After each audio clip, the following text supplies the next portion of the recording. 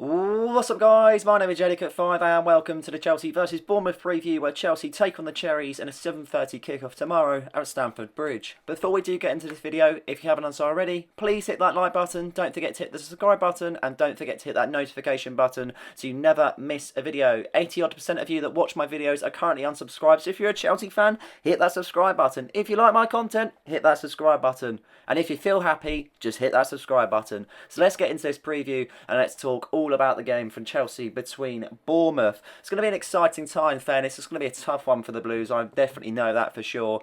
Chelsea are going to be looking to be able to kickstart their league campaign back up again with a win against Bournemouth. There's no doubt about it whatsoever. And I'm hoping that's the case, in fairness, because our league form as of late has been pretty lacklustre. No win in 4, and it's been slightly worrying, I have to say. In terms of injury news for Chelsea, the only mentions, obviously, Noni Madueke is back from illness. Reece James obviously played against Morecambe and so did Romeo Lavia, so they should be fit to play. The only two that we've mentioned is obviously Wesley Fofana and Benoit Badiashile, the two injuries at this current time, and the potential leaving out of Renato Vega due to the transfer speculation between himself and Borussia Dortmund. But I think that's the same for Kieran Dewsbury-Hall, Carney Chukwuemeka, Ben Chilwell and Cesare Casadei.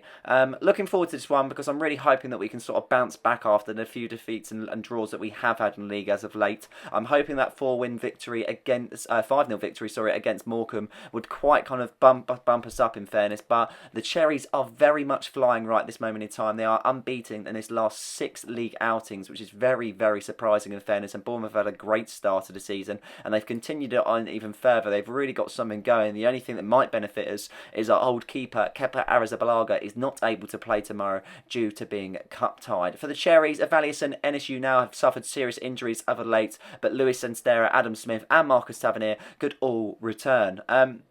I think it's just about tomorrow, just having that sort of killer instinct, in fairness. We know what to expect against Bournemouth. We had a tough tie against them in the first game away from home, and it was really kind of, we just scraped that 1-0 victory with Christopher Nkunku getting one late on with a Jadon Sancho assist. It's quite clear what we need to do, and we need to win. We can't draw, we can't lose, we need to win. We need to keep up the top 4 in that way. We need to be able to put the pressure on the other side, and we really need to be able to stem sort of charge again. And I feel like we're able to do so, because at the end of the day, I don't think Liverpool are playing the best football at this moment in time. I'm not saying that we're going to go win the title or anything like that, but just put the pressure on. Yes, we're far behind. We're 10 minutes behind at the end of the day, and they've got a game in hand. But for the same time for ourselves, Forest are 4 points behind, Arsenal are 4 points behind, and we're in level games in that way. Let's try and see what we can do. Let's see if we can kind of really push a charge and really be able to kind of solidify this top 4 place, because I think that's the best thing to do realistically. And I hope that's the case, in fairness. As you can see, looking at the current standings in the season, we have played 20 games overall in the season with 18 games left to play. Won 10, drew 6 and currently lost 4. Newcastle are breathing down our necks, so are Man City, and so are Bournemouth, in fairness, sitting in 7th place at this moment in time. They're having a great run at this moment. Defensively, they're really sound. Attacking wise, they're really sound. I know they're missing a few key players tomorrow, but there's no reason why they can't get the ball rolling. They know they're playing a Chelsea side that's susceptible at the back, and they know they're going to concede goals. So at the same time, I reckon they know that we're there for the taking in some ways, which is a little bit annoying, but at the same time, we know that what we can do on our day, and that's the difference, and that's what we need to display. So I'm hoping that's the case. I'm hoping we're able to get a victory. You just never really know coming against a team like Bournemouth. You just never know what you're really going to get. Our head-to-head record is pretty good, in fairness. We've won 15, drawn 2 and lost 5 in the last 22 games that we have played against each other. So you would feel like somewhat kind of on our side, but you just never know. And I think that's what makes us love football, in fairness. Everyone can have their predictions. Everyone can go off for different statistics and things like that. But at the end of the day, it's 11 men versus 11 men. And that displayed on the FA Cup with a few decent shocks that we had. It doesn't matter about quality. It's 11 men versus 11 men. This is the last 5 against Bournemouth. We've won 4 and drawn 1 in the last 5, which is a pretty good record over the Cherries, in fairness. I feel like we're able to do the job against them. I really am. But I'm just hoping we've got the right mindset and so on, and we take this seriously. And if we don't, then I can only feel like it's a downward spiral, because we've got much tougher games than this coming up, that's for sure, with City at the end of the month. And they're in form at the end of the day, and they're going to want to be able to bounce back and really prove why they have been champions for the last X amount of seasons. So it's all going to be a bit exciting, that's for sure. But I'm really hoping a top 4 place is definitely achievable. But let's go into their last 6, and let's talk about Bournemouth's form as of late. So Bournemouth literally have not lost any game in 6 now in their league meetings. Also, you know we've got one included that's from their recent FA Cup clash against West Bromwich Albion. They've displayed some brilliant games as of late, but they've normally played against the bigger teams better than they have the smaller teams. As you can see, a few draws in the mix, but being 7th place and being Bournemouth at this moment in time is a great place to be. I remember when they first came up under Eddie Howe, there was this massive thing about them and so on, but their new manager has really taken them to somewhere different, and I feel like with the signings they've made and the football they play, it's just absolutely brilliant, and they're definitely a threat on the goal and defensively as well. I think a few defenders have been linked with some big moves to bigger teams also due to the fact of the performances they have put in late. So it's really interesting to see the rise of Bournemouth in fairness. But yeah, their last 6 looks pretty good, and as much you've got a few draws in there, but at the same time they're definitely a team that can score goals, and that's displayed in most of these fixtures here, and they're definitely a team that can defend at the same time. So really interesting game I feel like this will be, but that is their last 6. Their form is pretty good at the moment, sitting in 7th place in the league, and they'll definitely be looking to be able to see if they can reach a European place this season.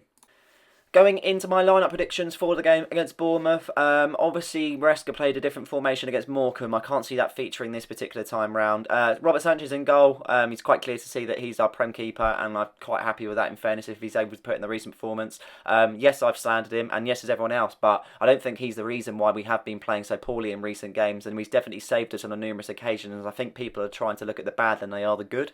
So Robert Sanchez in goal. Mark Cucurella on the left-hand side. Goes to show when he came on in the 45th minute against Morecambe that he was definitely the difference, that's for sure.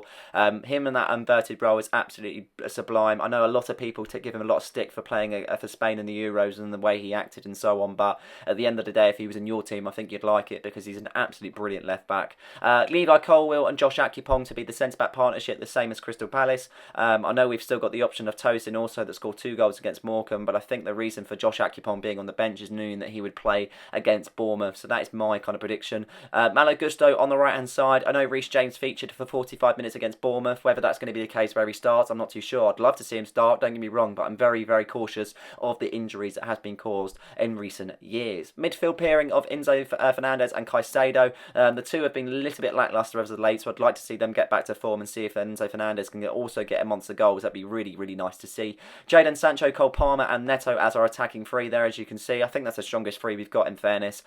He's kind of changed it a lot. The only thing I might change is maybe João Felix in there, because I feel like he deserves a chance a bit more often in the Premier League, but whether Enzo Maresca wants to give him that is the case. And Nicholas Jackson up top, he needs to get shooting boots on, as simple as that. I've praised Jackson a lot and I've backed him up a lot because I feel he'll still be able to score 20 goals this season. He scored 9 already, but he needs to be able to taking the chances that he's making. He's had massive sitters recently, especially against Crystal Palace, and the last kind of 5 games I'd say up from Brentford when he scored, he just hasn't been good enough. So big performances from big players are needed, that's for sure. We can't just have Cole Palmer carrying us 24/7, and it's definitely the case where players really need to step up and play for the badge and so on, because if not, then we're just going to be in the same situation every time, and we're just going to be talking about the same stuff over and over again, that we are in a process and different managers, different players and so on. It's just we need a little bit more stability, and we need to get able to go on a run once again to be able to get the buzz back at the Bridge and know that our Chelsea are well and truly back, that's for sure. But looking at my score prediction now, I'm going for a Chelsea 2, Bournemouth 1.